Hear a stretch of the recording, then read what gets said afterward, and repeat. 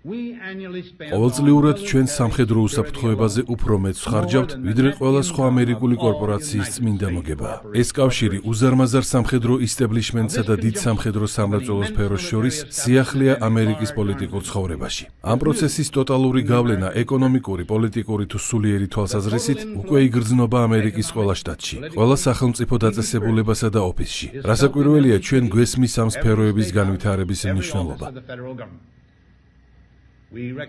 თუმცა აუცილებელია გავაცნობიეროთ, რა მძიმე შედეგების მომტანი შეიძლება იყოს ის. ჩვენი ძალის ხმევა, რესურსები და ცხოვრების დონე მნიშვნელოვნად არის დამოკიდებული სამხედრო სფეროზე, ისევე როგორც მთელი საზოგადოების სტრუქტურა. სამთავრობო სხდომების დროს ჩვენ ყველაფერი უნდა გავაკეთოთ, რათა შევაჩეროთ სამხედრო სამრეწველო კომპლექსის პოტენციურად დამღუპველი შედეგების დადგომა. არსებობს რეალური შესაძლებლობა წარმოიშვას არალეგიტიმური ძალაუფლების სივრცე, რომელიც საკმაოდ მდგრადი იქნება.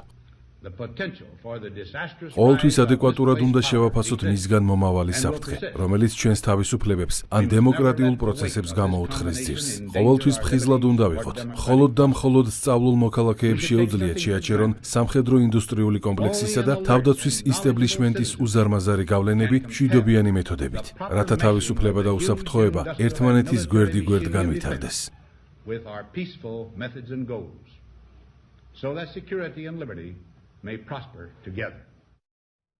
გამოიწერე და გაიგე ამბები ლიბერალური ცენზურის გარეშე.